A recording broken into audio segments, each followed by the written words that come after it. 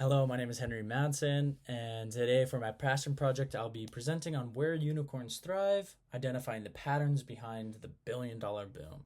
So I'll be looking at industry and country dynamics and other external factors that have led to these successful companies. And I've chosen to do this because next year I'm going into Sandbox, working on a tech startup for a year, and I wanted to understand the landscape and geography behind this.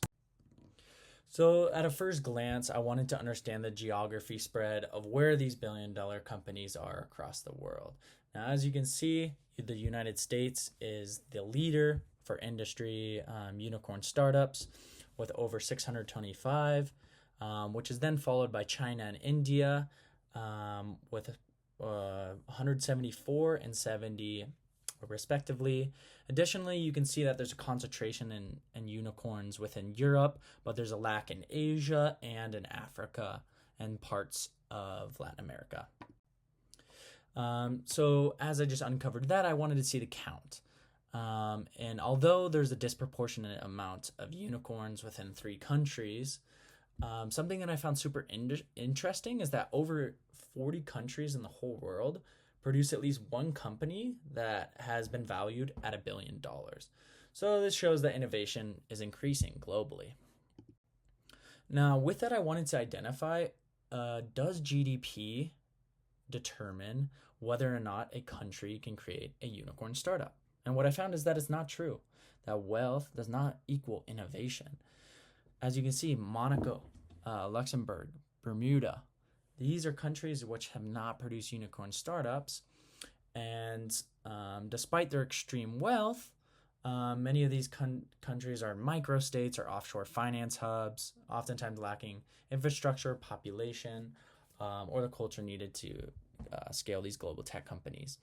But the United States, Canada, Australia, and a few other countries are exceptions. So while I looked at GDP, I also wanted to look at population. And something that I found is that there is a slight correlation. Understanding that China has the biggest population in the world, India has followed, and then the United States. Those are consequently the 3 countries with the highest count of unicorn startups within the world. And this is a very interesting look at showing that population leads to more ideas, and more ideas will lead to greater innovation. However, this cannot be true for countries like Australia with smaller populations. So while there is a positive correlation, that is not the fact of the matter for every single country. And so with that, I wanted to look at the average unicorn valuation and how that spread was across different countries. So I looked at the top 15 different countries and what were their average valuations for those companies. So Australia, as I said prior, although it doesn't have a big population, all the startups that it does produce are valued very highly.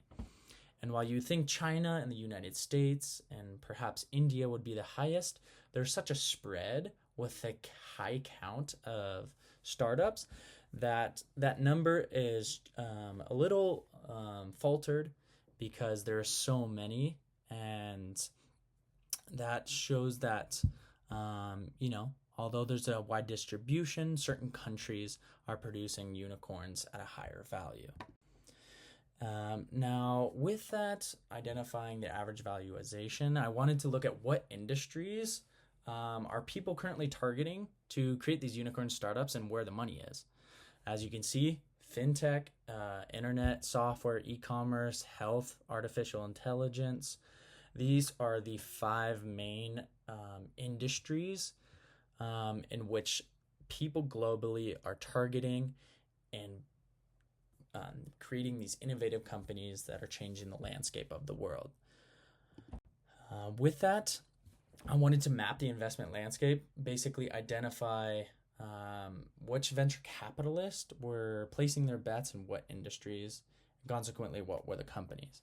So using Tableau, I went through here and I found that Sequoia Capital, the Founders Fund, Tiger, and Tiger Global were companies that were often investing the most in the highest valued companies. And to reiterate my point that I just made, there are 4 companies highest valued in fintech and e-commerce, showing that those are truly where the money is at and where the big players are. And now, what are the implications and conclusions for policymakers and founders? So with this influx of unicorns across more than 40 countries, we can understand that there is definitely growth and innovation within the world, but there's still a lack. There's still a need to grow within other countries, and there's a lack of infrastructure, R&D, to compete in these high growth innovation markets. So what should government do? By strengthening their access to VC, to education and R&D. Other countries, smaller countries, can become more like Israel and Singapore, despite small populations creating at least one unicorn startup. Additionally, governments should leverage proven models seen in Silicon Valley, such as Y Combinator, different universities across the world within China, Europe, India, and the United States. These are where hubs of people gather and innovation starts. And lastly, if governments are using policy incentives and tech-friendly regulations, the spike in innovative companies will increase. Throughout my presentation, I used Tableau and SQL to write and understand these implications, and these are my findings. Thank you very much. Thank you so much again, and yeah, this is my appendix showing the sources.